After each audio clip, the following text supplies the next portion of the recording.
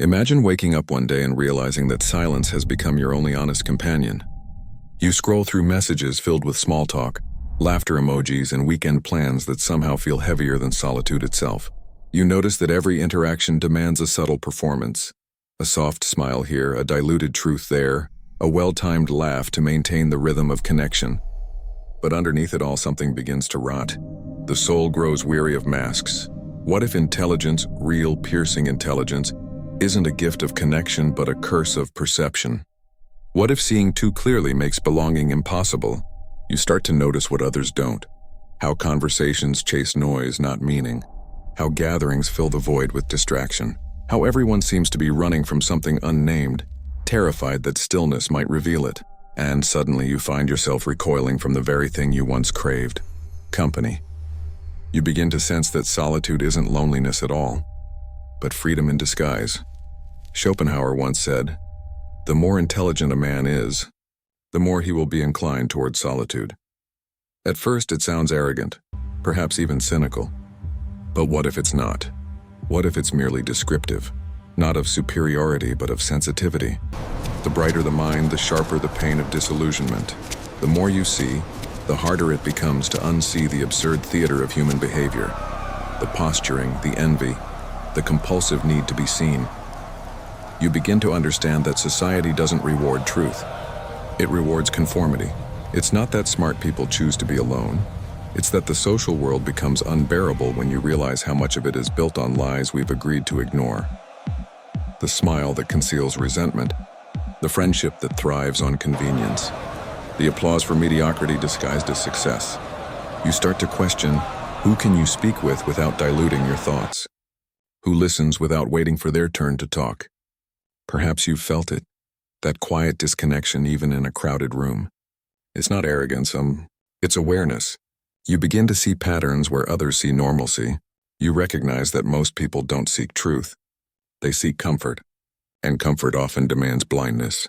So the thinker, the observer, the overanalyzer, they drift away, not because they hate people, but because they love truth more than pretense. Yet this withdrawal doesn't come without cost. The very mind that allows deep insight also breeds deep isolation. You begin to oscillate between two prisons, the suffocating noise of society and the vast silence of solitude. Which is worse, pretending among others or confronting your own thoughts alone? The paradox grows heavier with time. You crave understanding but repel company. You long to connect, but the kind of connection you crave seems extinct. One built not on distraction but on naked honesty. The truth is that intelligence doesn't kill social life. Illusion does. Once the veil of triviality falls, you can never again laugh at the same jokes, nod at the same empty ambitions, or worship the same hollow gods of approval. And so the intelligent retreat. Slowly, quietly, without drama, they stop attending the gatherings. They let messages go unanswered. They choose books over bars, silence over noise, thought over talk. Society calls it antisocial behavior. But perhaps it's not antisocial at all. Perhaps it's asocial, beyond the social. An act of rebellion, not withdrawal. But beneath that rebellion lies a haunting question. One that cuts deeper than any philosophy. Can a mind that sees too much ever truly belong? Because belonging demands blindness, a willingness to participate in illusions. But awareness is the end of innocence. Once you've glimpsed the machinery behind human interaction, the ego games, the status rituals, the endless need for validation, you stand outside it forever. You become an observer of life, not its participant. Yet there's a danger in this seeing, for the same clarity that frees you from illusion can also imprison you in alienation. The world begins to feel too loud, too shallow, too fake. You start to wonder, is this the price of consciousness? Is intelligence, true, unflinching intelligence, a kind of exile? Maybe the real question isn't why smart people abandon social life, but why social life abandons the intelligent. Maybe society has no room for those who question its foundations. Maybe to be truly awake is to stand forever apart from the dreamers, and so you sit in that silence, and between clarity and isolation, between truth and loneliness, and you begin to feel the gravity of Schopenhauer's warning. Perhaps solitude isn't a choice after all. Perhaps it's the natural consequence of seeing the world as it truly is. But what if this alienation has a deeper root? One hidden beneath layers of psychology and history. What if this retreat from society isn't merely personal, but philosophical? The inevitable result of how human consciousness has evolved. That's where the real story begins. The tragedy isn't that the intelligent choose solitude. It's that the world gives them no other choice. But why? Why does the mind that hungers for truth inevitably collide with the society built upon illusion? The answer lies deep, buried beneath centuries of psychological evolution and philosophical decay. From the moment we're born, we inherit a contract. It's unspoken, ancient, and binding. You must belong. Survival once depended on it. The tribe meant safety. Isolation meant death. So evolution carved this truth into our nervous system. We are wired to seek connection, even if it kills authenticity. But as consciousness expanded, a fracture appeared. The same intellect that once served survival began to question it. Awareness, Nietzsche warned, is a double-edged sword. It grants freedom but destroys innocence. The more one sees, the less one can unsee.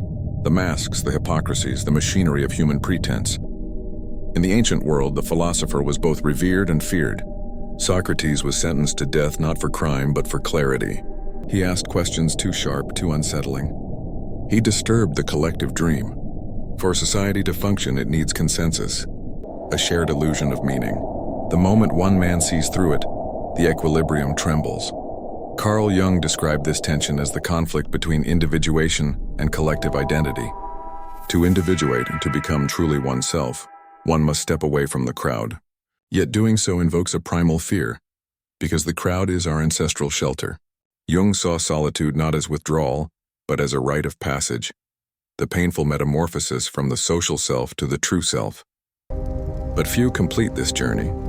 Most turn back at the first sign of loneliness, mistaking it for failure rather than transformation. This is the hidden problem. Society glorifies intelligence but punishes awareness. We celebrate the thinkers who build technologies, but we shun the thinkers who question purpose. The first serves the system, the second threatens it. Arthur Schopenhauer saw it clearly. He believed human life was driven by the will to live, a blind, insatiable force that compels us to chase pleasure, status, and desire, only to suffer when they elude us. The wise, he argued, eventually see through this endless striving. They retreat not out of misanthropy, but out of exhaustion with the futility of it all. To the shallow, this withdrawal looks like cynicism, but in truth it's compassion, a refusal to perpetuate the madness. Still, the psyche resists this awakening. It clings to noise, to gossip, to the endless scroll of triviality. Why? Because silence is terrifying. In silence, the ego loses its reflection. In the absence of social mirrors, we confront what we truly are. And that is unbearable for most. Jean-Paul Sartre called this confrontation nausea. The raw, dizzying realization that existence has no inherent meaning except the one we create. When the intelligent mind faces this void, it often retreats, not into despair, but into contemplation. To the outsider, it looks like withdrawal. To the awakened, it feels like liberation from the tyranny of appearances. Yet this liberation isolates. The more you understand human nature, the harder it becomes to participate in its rituals. You begin to see that most conversations are not exchanges of ideas, but collisions of egos. Most friendships are alliances of convenience. Most values are inherited, not examined. And the more you try to speak truthfully, the more others recoil. Not because they disagree, but because they sense the threat of exposure. The philosopher becomes the heretic not by choice, but by clarity. Aldous Huxley once wrote that, "The more powerful and original a mind, the more it will incline towards the religion of solitude." But solitude, though sacred, carries a curse. The world that no longer deceives you also no longer comforts you. You see too much. The vanity behind ambition, the insecurity behind pride, the hollowness behind joy performed for others' eyes. This clarity produces what psychologists call existential isolation. The realization that no matter how close two people seem, consciousness is ultimately solitary. Each of us lives inside an untranslatable experience, forever separated by the limits of perception and language. The intelligent, more attuned to this gap, feel it like an ache that never leaves. And so they withdraw, not in arrogance, but in resignation. They stop trying to bridge a distance that cannot be crossed. But this isn't only a personal tragedy. It's a collective one, Because as the intelligent retreat, society loses its mirrors. The thinkers, artists, and visionaries, those who could expose the sickness of our age, vanish into silence. What remains is the echo chamber, a civilization addicted to noise, terrified of thought. Meanwhile, the few who stay among the crowd learn to wear masks. They dilute their speech, censor their insights, and pretend not to see. This is the quiet compromise of the modern intellectual, to play dumb in order to survive. But the cost is soul deep. Every suppression of truth corrodes authenticity. Every false smile deepens the fracture between who you are and who you must appear to be. This psychologists call cognitive dissonance. Philosophers call it bad faith. Sartre described it as the self's betrayal of its own freedom, to lie to oneself for the comfort of belonging. The intelligent person, therefore, stands at a crossroads. On one path lies comfort and conformity, the safety of the herd. On the other lies solitude and authenticity, the perilous freedom of selfhood. Few can walk the second path without trembling, for it demands the death of the social self. But somewhere in that death lies rebirth. The intelligent who dare to embrace solitude often discover something paradoxical. Isolation doesn't separate them from humanity. It reconnects them to it at a deeper level. Detached from social masks, they begin to see the universal suffering beneath them all. They understand, as Viktor Frankl did, that meaning is not found in pleasure or status, but in facing suffering with awareness. And yet, this awareness has a shadow. The more one awakens, the harder it becomes to return. The bridge between the thinker and society grows thinner until it disappears. So perhaps the question isn't why smart people abandon social life, but rather, why does truth demand such a heavy toll? And if the mind that seeks truth is destined for isolation, what unseen forces ensure this fate? Because this withdrawal, this loneliness, doesn't end with the individual. It ripples outward, shaping culture, relationships, and even the collective psyche in ways few recognize. That's the next descent into the world of unseen consequences. You begin to notice it everywhere, not just in yourself, but in the world around you. The silence of the intelligent is deafening. Once they spoke through art, philosophy, literature. Now they vanish quietly into private corners of the internet or the recesses of their own minds. Their disappearance is subtle, yet its consequences are seismic. The world becomes louder as the wise fall silent. The air grows thick with noise, social feeds, political outrage, curated joy. Conversations flatten into slogans. Ideas become content, knowledge becomes performance. And somewhere beneath this glittering avalanche of communication, understanding suffocates. That is the first consequence, a civilization that speaks endlessly but says nothing. The more intelligent retreat, the more the superficial thrive. In the vacuum left behind, charisma replaces insight, virality replaces truth. Public discourse transforms into a marketplace of attention, and attention rewards not the profound but the provocative. The thinker who pauses to reflect is outpaced by the influencer who reacts.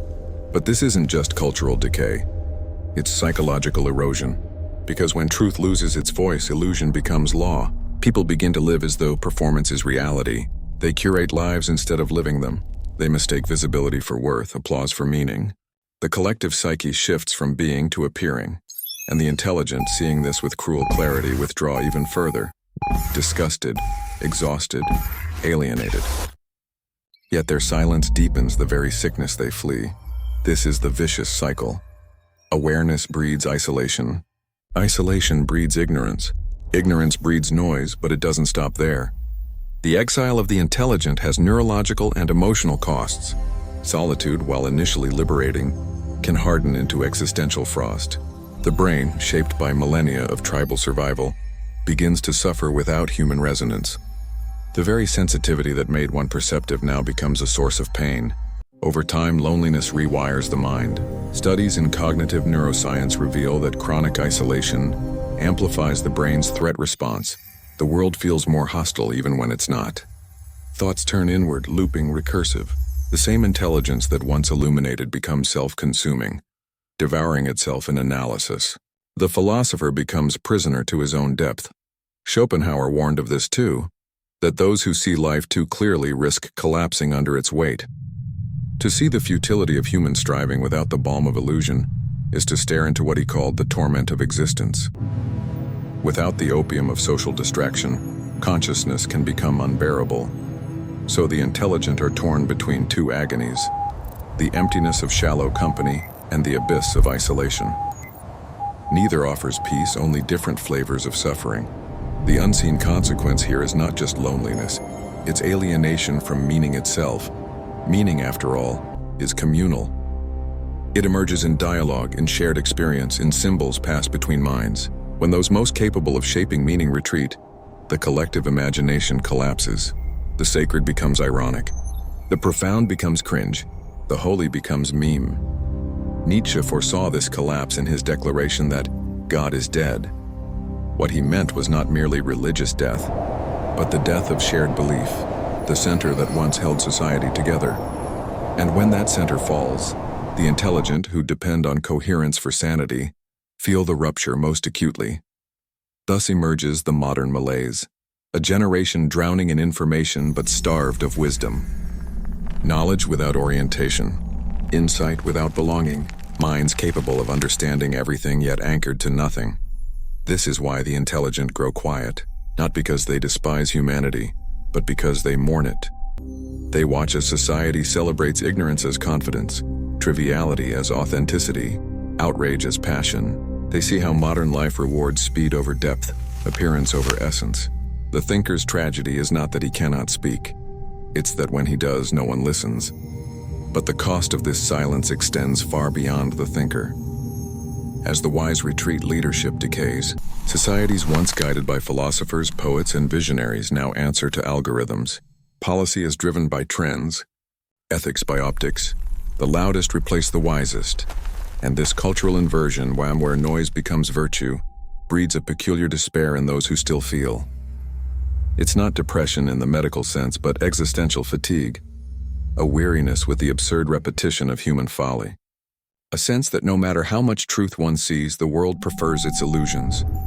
In this fatigue, empathy erodes. When connection feels impossible, cynicism becomes armor. Let them live in their delusion, the mind whispers. It's none of my concern. But behind that cynicism lies grief, the unspoken mourning for a humanity one still secretly loves. Because beneath the withdrawal of the intelligent lies not hatred, but heartbreak. They wanted to connect deeply, but depth has no audience in an age obsessed with surfaces. They wanted to speak truth, but truth sounds impolite in a world trained to take offense. So they retreat, first from conversations, then from communities, and finally from themselves. And the result is a quiet epidemic, a world where the most perceptive live as ghosts among the living. We think of loneliness as a private pain, but it is now a public crisis. An invisible architecture of disconnection shaping everything from politics to art to love. The absence of depth thinkers leaves us adrift, craving meaning but unable to create it. This is the true unseen consequence. A civilization that forgets how to think deeply. And without depth, we become manipulable, guided not by reason but by impulse. We trade contemplation for consumption. We replace wisdom with ideology. We worship convenience over truth. The intelligent see this, they always have. But seeing without changing breeds despair, so they choose silence as resistance, hoping that by abstaining they preserve their sanity. But silence too corrodes. It becomes complicity through absence, and thus, the paradox deepens. The only way to survive the sickness of society is to leave it. But every act of leaving makes the sickness worse. This is the exile's burden. The curse of clarity. The unending ache of seeing too much and belonging too little. Yet somewhere in the darkness of that isolation, a question flickers, fragile but insistent. Must it be this way? Must intelligence always lead to alienation? Or is there another path, one that does not demand blindness for belonging nor solitude for sanity? Perhaps there is, but it requires rebellion, not against others, but against the patterns of one's own mind. Because the truest escape is not from society, but from the prison of perception itself. That rebellion, fierce, internal, and redemptive, it begins now. Rebellion rarely begins with noise. It begins in silence, not the passive silence of resignation, but the charged quiet before an awakening. It's the moment when you realize that exile is not the end, but the threshold. You've spent so long recoiling from the world's noise that you forgot silence can also be creative. That solitude, when embraced consciously, is not withdrawal. It is alchemy.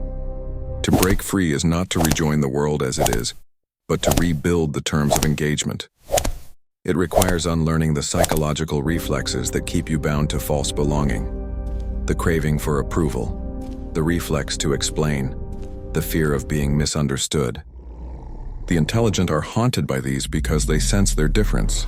But rebellion begins when you no longer seek to erase your difference, when you wear it as armor instead of a wound. Carl Jung wrote that the privilege of a lifetime is to become who you truly are.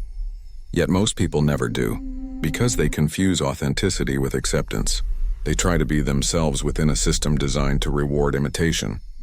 The intelligent rebel then must learn a new art, the art of solitude without self-pity. This means transforming loneliness from a wound into a weapon. Solitude becomes a forge, a place where thought hardens into clarity and clarity sharpens into power. Schopenhauer called this the ascetic path, where the individual, having seen through illusion, ceases to seek fulfillment through others and instead cultivates an inner kingdom. It's not about hating humanity but transcending the need to be validated by it. But beware. Rebellion can easily turn into bitterness. The mind, when isolated, starts to mistake withdrawal for superiority. That's not freedom, that's another prison gilded with pride. The true rebel must resist the temptation to despise the world he sees through. Compassion, not contempt, is the mark of higher vision. Nietzsche understood this paradox. His concept of the Übermensch, the overman, was not a figure of arrogance but of creative transcendence. He envisioned the one who, after witnessing the death of all traditional values, finds the courage to create his own. That is the heart of rebellion, not escape but creation, not cynicism but courage. To rebel against the sickness of the social world is to rebuild your inner architecture of meaning. It's to stop waiting for society to provide what it no longer can: truth, beauty, depth, and to begin cultivating them yourself. The intelligent who master this transformation cease to be exiles. They become pioneers. But this transformation requires a shift in perception so radical it feels like death. It begins by questioning the very thing you once sought to preserve: your identity. Who are you without the mirror of others? Without the applause, the approval, the endless feedback loop of validation? The ego trembles at the thought. It feeds on reflection, on contrast, on being someone in relation to others. When the mirrors vanish, so does the image. What remains is frightening. A raw, unmediated consciousness, stripped of labels, stories, and expectations. That emptiness you once feared is not annihilation. It's origin. The blank page upon which a new self can be written. Psychologically, this is the stage Jung called the night sea journey, the descent into the unconscious where all that was repressed, feared, or disowned must be faced. Many never return from this journey because they mistake the darkness for death, but those who endure it emerge transformed. They discover that freedom is not the absence of constraint, but the mastery of self. To live freely among the asleep, you must learn the paradoxical skill of detached participation, to walk through society without being consumed by it, to engage without surrendering, to speak truth without craving agreement, to love people without needing their understanding. This is rebellion as art. To move invisibly among illusions, knowing they are illusions, and still act with grace. Consider the Stoics, Marcus Aurelius, Epictetus, Seneca, men who lived amid corruption and madness yet remained serene. Their rebellion was internal. They did not fight the world. They refused to let it deform them. They understood what modern psychology now confirms. Suffering is less about what happens to us than how we interpret it.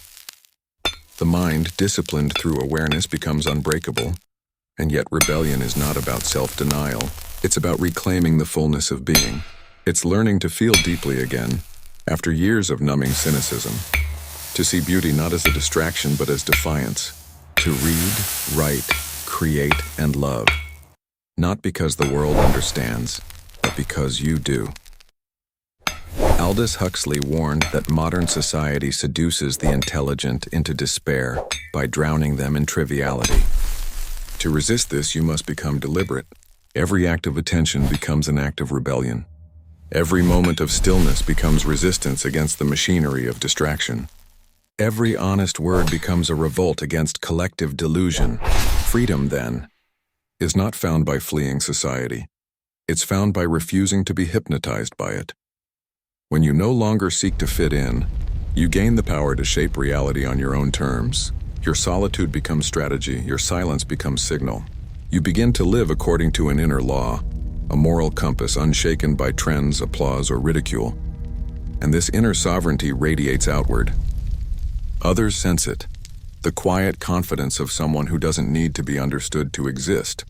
You become unknowingly a mirror for those still trapped. They see in your detachment the freedom they secretly crave. Thus, the rebel's path, though lonely at first, becomes a form of leadership. Not through command, but through presence. To break free, then, is to realize that belonging and freedom were never meant to coexist. You can either live in truth or live in approval, not both.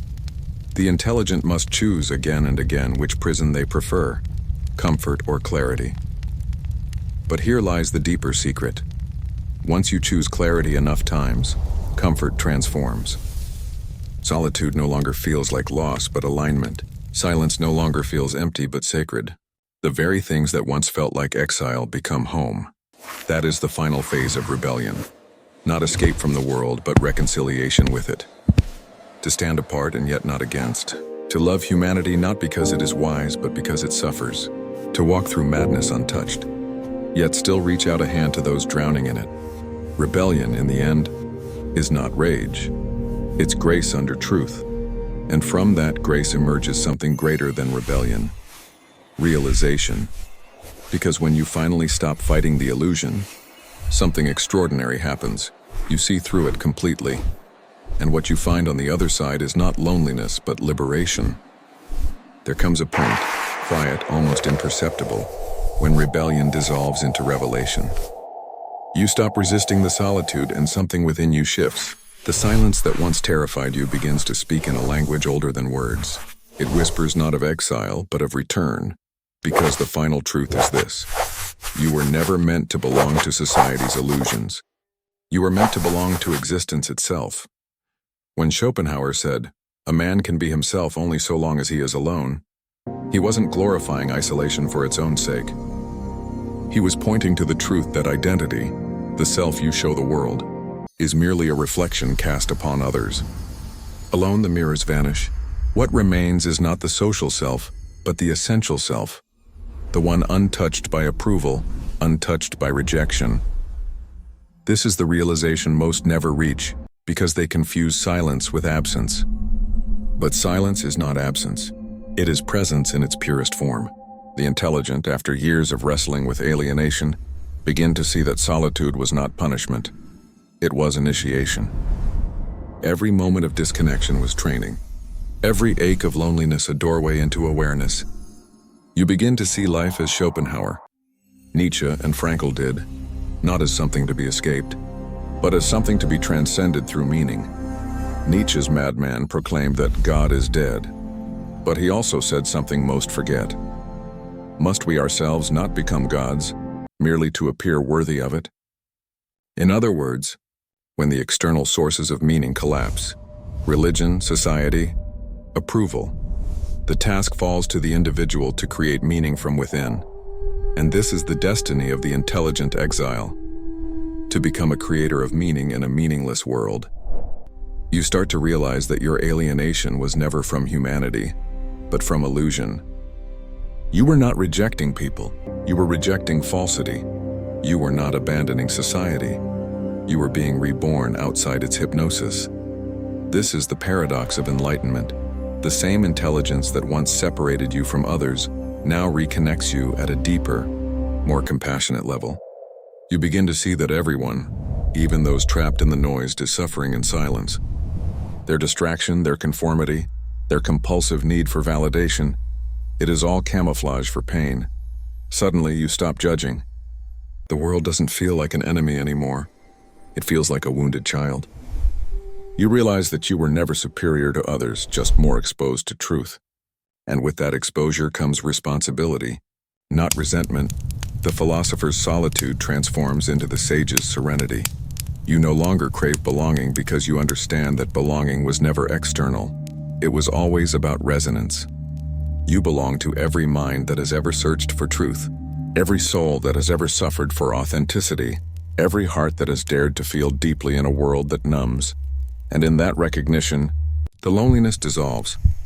It's not that you rejoin society in the conventional sense. You move through it differently, lightly, lucidly. You speak less, but your words carry more weight. You no longer try to change others because you understand that consciousness cannot be forced. Instead, you embody the change. You live as proof that peace is possible without delusion, that solitude can coexist with love, that intelligence can serve compassion rather than alienation. You become what Viktor Frankl called the defiant power of the human spirit, the ability to say yes to life in spite of everything. Frankl, who survived the camps of Auschwitz, discovered that meaning cannot be destroyed by suffering. On the contrary, suffering refines it. When everything is stripped away, comfort, connection, even hope, what remains is the freedom to choose one's attitude. That freedom is the essence of humanity. So the intelligent rebel, having descended through despair, emerges not as a cynic, but as a mystic. He sees that truth is not found against life, but within it, in the stillness beneath chaos, in the consciousness that observes without judgment. This is what Eastern philosophy has long understood. The Buddha left his palace not to escape suffering, but to understand it. In solitude, he discovered that the root of suffering is attachment, to pleasure, to identity, to validation. The intelligent, too, must undergo this renunciation, letting go of the need to be understood. Only then can they finally understand everything. For the ultimate truth is terrifyingly simple. You were never separate from the world you withdrew from. You are the world, the observer, the observed, the silence between. The isolation was an illusion, just as the social world was an illusion. Both were mirrors reflecting the same consciousness. And once you see that, everything changes. The chatter of society becomes background music. The noise of the world no longer disturbs. It dances around you. You begin to live in what the mystics called the middle path. Detached yet engaged, silent yet expressive, alone yet one with all. Your solitude becomes communion. Your silence becomes song. You realize that intelligence, when purified by compassion, is not a curse but a calling. It's not meant to isolate you from humanity but to awaken it. You understand that every thinker, every artist, every philosopher who ever felt alone was not lost. They were leading. They walked ahead so that others might follow. This is the highest realization. Your solitude was never separation. It was leadership in disguise. You were not running away from the world. You were being called to see it differently, to pierce through illusion so you could one day return with new eyes. And when you do return, not as a participant in the masquerade, but as one who sees the play for what it is, you carry a strange kind of peace. You can sit among noise and remain silent without resentment. You can listen to ignorance without superiority. You can love without needing to be known, because you finally understand. Truth does not need to be shared to exist. It only needs to be lived. The intelligent may still walk alone, but now they walk in light. Their solitude is no longer an escape, it's a sanctuary. Their silence no longer hides sorrow, it holds wisdom. And when others finally awaken, when they too grow tired of noise and seek the quiet truth, they will find these souls already there, waiting, patient, unassuming, like lighthouses in a storm. This is Schopenhauer's harsh truth. Softened by understanding, yes, the intelligent often abandon social life, but not because they hate it, because they outgrow it. They see that the world stage is temporary, but the play of consciousness is eternal. To see through illusion is to lose the comfort of blindness, but it is also to gain the grace of vision. And so, the journey ends where it began, now in solitude. But now that solitude is not emptiness, it is fullness. It is present. It is peace. You wake up one day, the same world, the same noise, the same people, and yet everything feels different. You no longer ask why smart people abandon social life. You simply smile, knowing the answer is both terrible and beautiful, because they have found something greater than belonging. They have found themselves.